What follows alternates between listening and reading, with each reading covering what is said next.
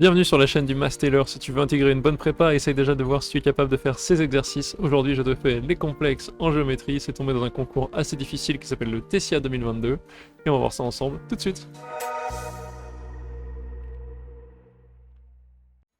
Alors, on va commencer avec des exercices, des questions plutôt simples entre guillemets, qui sont de format QCM. Format QCM, c'est-à-dire qu'on propose des solutions, et puis c'est à toi de voir ce que tu penses être juste. On va faire des révisions très importantes sur l'exponentiel complexe. Il y a des choses à savoir qui vont vraiment tous vous aider si vous les avez en tête. On vous dit d'abord, premier truc, on commence par la question M50. Première question de cet exercice numéro 4 du Tessia 2022. Pour un A appartenant à 0 pi, le nombre complexe suivant est égal à 3 petits points. Moins cos A plus I sin A. Donc là, le problème, entre guillemets, c'est que vous aimeriez mettre I, E, I, A. Vous savez que c'est cos plus I sin. Il y a un moins, c'est embêtant. Tout ici est basé sur votre connaissance de vos formules trigo de première terminale. Il faut trouver un angle qui a le même sinus que sinus A, mais un cosinus opposé. Donc là, si je prends le même sinus, je tombe là-dessus, et je regarde son cosinus, c'est opposé. Ah bah parfait, c'est cet angle-là. Cet angle-là, c'est quoi? C'est pi moins A. C'est réglé, cos pi moins A, c'est moins cos A. Sinus pi moins A, c'est sinus A. Donc je peux écrire tout ça comme cos pi moins A plus I fois sinus pi moins A. C'est donc E de I fois pi moins A. Voilà. Ou moins A plus pi, réponse D. Facile. Un module et argument, enfin le module pardon et un argument de ce nombre-là sont respectivement. Alors là, je mets tout en stop, je vous dis astuce, truc à connaître par cœur, formule à reconnaître à chaque fois pour être un élève de terminale ou même de maths sup qui déchire tout le temps. Reconnaître ces trucs-là et les connaître par cœur. Donc 1 plus i, sachez que c'est racine de 2 fois e de i pi sur 4. En gros, quand vous avez même partie réelle, même partie imaginaire, derrière il y a du racine de 2 sur 2, il y a du e i pi sur 4. Donc reconnaissez tout le temps, dès que vous avez 1 plus i, voire 1 moins i, c'est la même chose avec un signe moins, parce que ça serait le z bar, donc le conjugué. Ça, retenez par cœur. De la même manière, 1 demi plus racine de 3 sur 2 fois i, c'est pi sur 3, et l'inverse, pi sur 6. En gros, tout ce qui prend les angles classiques, pi sur 4, pi sur 3, pi sur 6, que vous avez à connaître depuis, je sais pas moi, la seconde, tout ça, il faut connaître par cœur dans le bon sens. C'est-à-dire pas me dire juste, ah bah je connais e et pi sur 3 si tu me le dis, je te le retrouve, c'est racine de 3 sur 2 i plus 1 demi machin. Non, non. Le connaître dans l'autre sens. C'est-à-dire dans ce sens-là, savoir tout de suite que c'est ça. Blam. Mais tout de suite pas en mode je réfléchis un peu et je l'ai. Le connaître par cœur. Alors c'est mon conseil à mes élèves de terminale et tout. Hein. Si vous voulez pas, vous le faites pas, mais ça, avoir ces petits trucs, ces petits réflexes, ces petits triggers, comme ils disent en anglais, bien établis dans votre cerveau, c'est ultra pratique, ça va super vite, ça fait de vous un tueur. Et ça va aussi un peu plus loin. C'est-à-dire que si je vous donne 1 plus racine de 3 fois i, ça tout de suite, vous pouvez mettre 2 en facteur et me retrouver 2 fois 1 demi machin et me dire que c'est 2e i pi sur 3 par exemple. Voilà. Avoir ça en tête, dans ce sens-là, c'est ultra pratique. Donc ici, c'est une version un peu plus avancée, où on a racine de 6 moins i racine de 2. Mais vu que 98% des exos en terminale utilisent en gros ces trois-là, je me dis, bon, je suis pas très loin, racine de 2, il y a un racine de 2 commun dans les deux, je mets un facteur racine de 2 tout de suite. Alors là, c'est un peu d'habitude, mais je vous montre ce que ça donne avec l'habitude qui est là quand on connaît bien ces trucs-là. Je mets racine de 2 en facteur, il reste racine de 3 sur 2, parce que racine de 2 fois racine de 3, ça fait racine de 6, moins i sur 2. Boum, je retrouve directement celui-ci, mais en version conjuguée, donc c'est moins, et donc j'ai e de moins i pi sur 6 fois racine de 2. Racine de 2, je vérifie que c'est un nombre positif. Si j'avais moins racine de 2, il faudrait faire attention, il faudrait dire que moins 1 c'est e de i pi et corriger tout ça. Je veux un nombre positif pour pas pour mon argument, pour mon module. Donc je trouve tout de suite module racine de 2 et un argument qui est moins pi sur 6. On dit un argument parce que je peux rajouter 2pi, 4pi, 6pi, ça sera aussi des arguments valides. Voilà, donc je l'ai fait un petit peu rapidement. Mais voilà, ces deux questions-là, c'est pour vous poser le décor. Il faut bien maîtriser vos formules trigo pour la question 50 et connaître ce truc-là par cœur pour déchirer super vite la question 51 ou toute question du genre. Alors, M52, soit z un nombre complexe, le nombre 1 plus iz au carré plus z plus i, module chaque fois au carré est égal à... Moi, le premier truc que je fais, c'est un réflexe, je fais ça... Quand je vois du iz, j'ai ce réflexe, je vous le donne, mais je vous conseille de le connaître, c'est je factorise par i. Il y a plein d'exos, j'ai remarqué, j'en ai vu plusieurs passer, alors je sais que j'en fais des centaines depuis 10 ans, mais j'en ai vu plein passer, il y a du iz dans un module. Souvent, c'est pas ouf, c'est un peu source de problème, mais c'est pas très bien écrit. Oups, je voulais pas gommer. C'est pas top écrit, enfin ça pourrait être beaucoup plus clair en faisant autrement, donc je factorise par i. Et factoriser iz par i c'est facile, et 1 factorisé par i c'est pas très compliqué non plus. On sait que moins i au carré ça fait 1, donc le 1 devient moins i, ça fait z moins i ici, le i en fait son module c'est 1 donc il dégage, et il me reste le module z moins i au carré. Donc là je retrouve en fait z moins i au carré plus z plus i au carré. Vous allez me dire à quoi ça a servi de voir le module de z moins i et le module de z plus i. Ça aurait pu servir mieux si l'un et l'autre étaient conjuguer l'un de l'autre. Malheureusement, ce n'est pas le cas, hein, on va le voir tout de suite. Mais je sais pas, je trouve ça plus propre. Alors peut-être que là, ça sert à rien, mais c'est pour vous montrer le genre de réflexe que je pense qu'il est bon d'avoir. Bon, alors il y a des réflexes comme ça qui sont très importants, et des petits réflexes comme ça, d'habitude, ou en tout cas, vous voyez, c'est un test pour vous, pour voir si vous avez l'aisance de ce genre de petits trucs. Est-ce que vous avez l'aisance, la facilité d'esprit de le faire, de le lancer s'il y a besoin, etc. etc. Je pense que beaucoup d'élèves galèrent un peu avec ce genre de trucs. Donc voilà, vous voyez ces genres de petits trucs qu'il est bon d'avoir. Et si vous sentez que vous n'êtes pas à l'aise, c'est l'occasion de pratiquer des exercices, avec des exercices calculatoires pas trop difficiles, pour faire travailler cette machine de calcul qui est en vous. Donc le truc facile pour torcher la question très vite, c'est on pose z égale a plus ib, puis j'écris, hein, donc z égale a plus ib, donc celui-ci c'est a plus i fois b moins 1, donc ça devient le module au carré a carré plus b moins 1 carré. Celui-ci pareil avec un plus, donc j'ai a carré plus b plus 1 au carré. Je connais mon identité remarquable, alors c'est pas une identité remarquable classique, mais c'est a plus b au carré, enfin p plus q au carré, plus p moins q au carré, quand je somme les deux, c'est bien de la connaître sous cette forme-là aussi, ça fait 2 fois les termes carrés. Si vous prenez la différence, ça serait égal à 4 fois pq. Voilà, c'est pour vous dire, c'est une autre manière de visualiser et de connaître par cœur les identités remarquables de troisième. Et donc tout de suite, je peux dire, bah ok, b moins 1 carré, b plus 1 carré, ça fait 2 fois b carré plus 1, et j'ai tout ce qu'il faut. J'ai 2a carré, 2b carré, ça fait 2 modules de z au carré, il y a un 2 qui traîne, c'est la réponse C. Voilà. Plein de petites techniques de calcul tout dans tous les sens. Peut-être que je vais trop vite, alors il faudra me dire dans les commentaires si je vais un peu vite, mais tous ces petits trucs, c'est ce que va tester ce Tessia. Il va pas tester votre grande connaissance des mathématiques de niveau M1 ni rien. Il va tester votre capacité à faire vite, bien, proprement, sans erreur, des petits calculs, des petites astuces. Je pense qu'ils sont conscients qu'aujourd'hui, malheureusement, je dis aujourd'hui, en 2022, 2023, depuis quelques années, les élèves sont moins bons là-dessus parce qu'on vous force moins à faire des trucs comme ça de manière très très systématique, très un peu bébête des fois en troisième, seconde, première, où on fait bouffer des dizaines d'exos pour vous faire entraîner votre côté calculette. On le fait moins. Là, ils vont tester sur votre capacité à le faire bien, et ceux qui seront habitués à faire des petits calculs et à les faire intelligemment vont être favorisés. Bon voilà. Soit z et z' de nom complexe, parmi les affirmations suivantes, laquelle est vraie? Bon bah moi là, je pars sur la première et je me dis, bah je la mets au carré déjà. Module de z au carré c'est a2 plus b2. Ça, c'est a et b, hein, dès que je pose z égale a plus ib. Bon, ça au carré c'est a carré plus b carré plus 2 modules de ab. Ok, cool, parce qu'il y a des modules ici, enfin il y a des valeurs absolues. Bon bah les a carré b carré ils vont dégager déjà. Et ça fait 2 fois a2 plus b2. Je suis content, il y a plein de trucs qui simplifient. Et je me rends compte en fait que ma réponse A c'est la bonne réponse de cette manière-là. Bon, c'est de la chance. Hein. Donc j'ai AB plus B carré, j'enlève de chaque côté. Là je mets de l'autre côté ça. Ça fait A carré plus B carré moins 2 valeurs absolues de A moins fois valeur absolue de B. Et je reconnais identité remarquable. Alors là, de là à là, testez-vous aussi. Est-ce que c'est très clair pour vous? Est-ce que ça va vite? Si c'est pas clair, faites-le et écrivez l'étape intermédiaire entre les deux. Mais ça, normalement, ça devrait... Enfin, dites-vous que un élève qui va déchirer le Tessia, pour lui, ce qui se passe ici, c'est évident. Ça va très vite. Voilà. C'est pour vous mettre un peu la barre de niveau. Et c'est pas pour vous décourager, c'est pour vous dire, bah, si vous y êtes pas, ça demande de l'entraînement. Vous êtes tous capables de le faire. D'arriver à ce niveau-là dont je parle, c'est de reconnaître tout de suite que ça, hop, ça mène à ça en une demi-seconde. Reconnaître ça, ça demande de l'expérience et je vais pas faire genre avec 15 ans d'expérience que moi j'ai la chance d'avoir, étant vieux. Je vais pas faire genre, vous êtes censé l'atteindre tout de suite, mais voilà, vous pouvez atteindre ce niveau. Dites-vous que ça va être un objectif de calcul, surtout si vous vous apprêtez à rentrer en prépa. On va s'attendre à ce que vous ayez ce genre de niveau, et donc c'est un des facteurs qui explique pourquoi des bons élèves terminal arrivent en prépa se prennent des 5 sur 20. Parce qu'on va vous tester sur ce genre de trucs, être capable de voir vite et bien des trucs qui sont en fait du niveau techniquement et techniquement, c'est-à-dire voilà, en termes de quels outils on utilise, du niveau de 3ème seconde. On veut une maîtrise parfaite et rapide. Voilà un bon exemple. Et c'est pour ça que ce truc du Tessia qui est fait par des profs assez brillants, de Ginette, etc., est vraiment bien.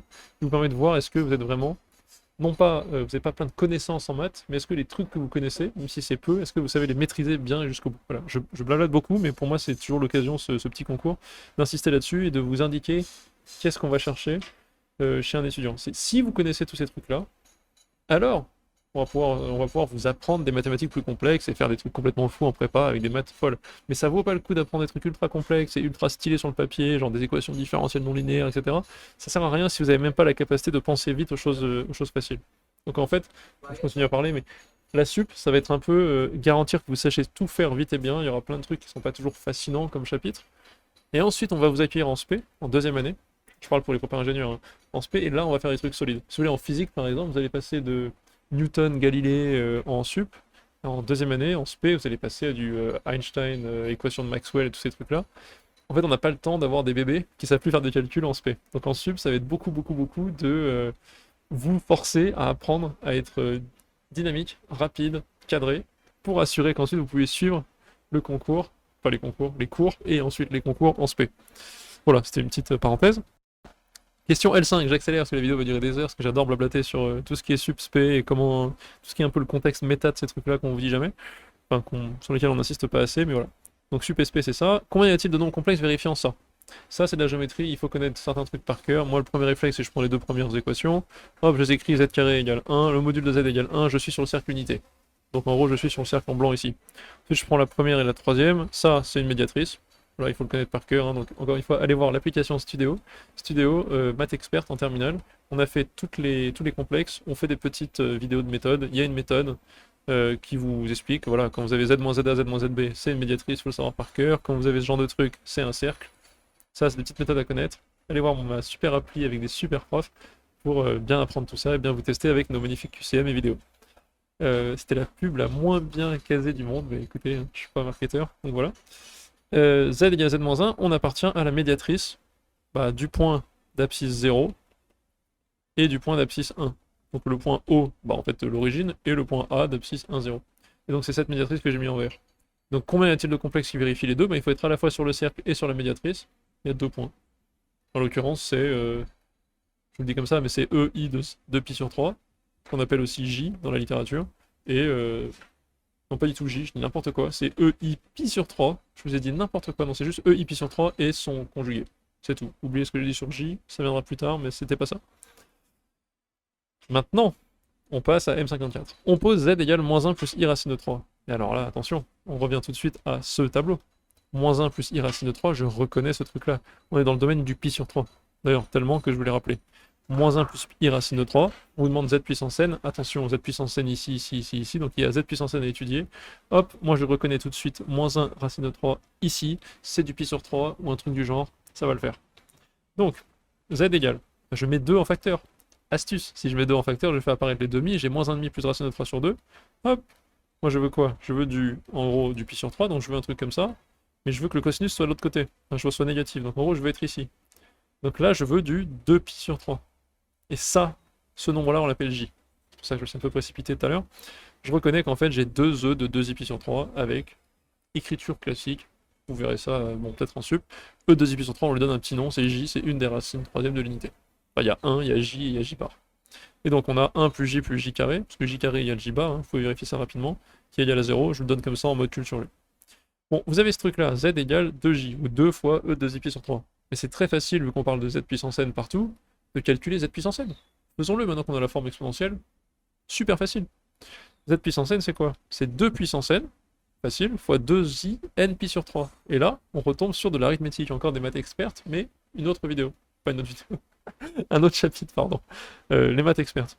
Les congruences. Pas du tout. L'arithmétique. C'est la fatigue qui prend après. Je fais un tournage, là, c'est la 3 ou 4ème vidéo que je fais d'affilée. Alors, vous avez 2i n pi sur 3, mais ça, en fait, selon la valeur de n, ça va changer. Si n est multiple de 3, ça va dégager avec le 3. Si n, c'est pas un multiple de 3, c'est quelque chose qui est congru à 1 modulo 3 ou congru à 2 modulo 3. Donc je divise en 3 cas possibles. J'obtiens z puissance 3k, c'est 2 puissance 3k, parce qu'il reste 2i, e 2i n pi qui vaut 1. Si z 3k plus 1, il reste 2 puissance 3k plus 1 fois j. Et s'il reste z 3k plus 2, c'est 2 puissance 3k plus 2 fois j carré. Donc à chaque fois, en fait, j'ai ça, donc qui est égal à ça, ou j carré, c'est le j bar, en fait, c'est celui qui a un signe moins ici. Donc pour z puissance n, j'ai 3 différentes écritures, selon la valeur de n. Donc déjà, ça c'est compliqué, hein. RE de Zn tend vers plus l'infini ou vers moins l'infini, non. En fait, la partie réelle, ça va être soit moins 1,5 fois ça, moins 1,5 fois ça, donc qui tendrait plutôt vers moins l'infini, soit ce truc-là, qui lui tend vers plus l'infini. En fait, ça va dépendre des cas. Donc clairement, non, elle n'est pas convergente déjà, c'est mort, c'est du plus ou moins l'infini, et non, ce n'est pas que moins l'infini ou que plus l'infini. Donc juste pour ça, ABC ça dégage, je sais que c'est le petit d. Mais alors ce qu'on peut dire, le petit d, est-ce qu'on peut vérifier quand même, maintenant qu'on a éliminé les 3, on sait que c'est d, on passe à la suite. Ça c'est le jour du concours, hein. Si vous le faites comme ça, vous allez vite pour le QCM, mais moi j'ai envie de regarder, donc pour tout réel m, il existe un entier naturel. Qu'est-ce que ça veut dire?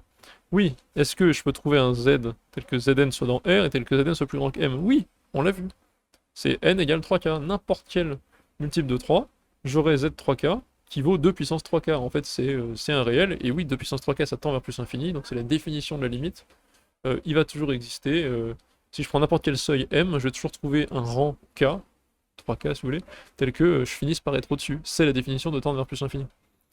Voilà. Vu que la suite z puissance 3k tend vers plus l'infini, évidemment, hein, c'est une suite géométrique de raison, si vous voulez, 8 de puissance 3 puissance k, c'est la réponse D. Voilà. Je dis voilà, mais il reste encore une question, deux questions, il reste une question. Je ne me trompe pas, oui, une question, pour que la vidéo soit pas trop longue, encore une fois. On rappelle que les racines quatrièmes de l'unité sont les nombres complexes et que z4 égale 1. Réflexe, pour z4, c'est vraiment très facile. Ce sont les 4 qui sont ici, ici, ici, ici. C'est 1, moins 1, i, moins i. Premier truc dont il faut se souvenir. Soit n un antinaturel non nul, la somme des puissances énièmes de ces racines quatrièmes vaut combien? Oh là là, on comprend rien, donc tout de suite on écrit, cette somme vaut 1 puissance n, plus i puissance n, plus moins i puissance n, plus moins 1 puissance n. On regarde ça et on fait une table de congruence. Encore une fois, on mélange arithmétique et complexe. Il vous parle à fond de ça vaut 0 ou ça vaut 4. Est-ce que ça parle de 8? Ça parle de 8, ça parle de 8. On parle de 8 divise n. Moi, une table de congruence à 8, ça me gonfle d'avance. Peut-être que c'est ce qu'il faut faire pour être rapide, mais je vais essayer de gruger le système. 8, ça me saoule d'avoir 8 colonnes. Enfin, de 0 à 7, ça m'intéresse pas. Je vais me rappeler ce que je sais sur les i. Je sais que i puissance 4k, ça vaut 1. I puissance 4, ça vaut 1. I puissance 4k plus 1, bah, c'est fois i. I puissance 4k plus 2, c'est encore fois i, ça fait moins 1. Et i puissance 4k plus 3, ça fait moins i. Donc ça, je le connais par cœur. C'est important de le savoir, ça m'aide. J'ai en gros la i puissance n pour toutes les valeurs de n. J'ai la même chose pour moins i. Il suffit de corriger ça en ajoutant un moins à chaque fois et on voit, on a une table ici. Et donc je peux facilement diviser en n égale, enfin, selon, je veux dire, le type de puissance. Je peux regarder, donc si n, la puissance, est congrue à 0, 1, 2 ou 3, je peux faire une table de congruence à 4 éléments. Je pense que c'est plus facile que de faire à 8. Je vais réussir à gruger le truc, vous allez voir comment. Donc n congrue à 0, bah dans ce cas-là, c'est simple. Si n est congrue à 0, ça c'est 1, ça c'est 1, et i et moins i donne 1. Donc en fait ça vaut 1, 2, 3, 4 à chaque fois. Très bien. Si n congrue à 1, voilà, je remplace à chaque fois avec les valeurs que j'ai là. Si c congrue à 1, en gros, ça vaut moins 1, donc 1 et moins 1, ça dégage. Il reste i moins i, ça fait 0. Si n est congrue à 2, je fais les calculs grâce à ça, ça fait 1 moins 1 moins 1, 1, ça fait 0. Et si n congrue à 3, grâce à ça, je fais les calculs également. Il y a 1 moins 1, les i sont ronds, ça fait 0. Donc je vois qu'en fait, il y a 3 cas sur 4 où Sn, selon les valeurs de n, donc tous les Sn, enfin tous les n qui sont pas des multiples de 4, en gros, ça fait 0. C'est intéressant.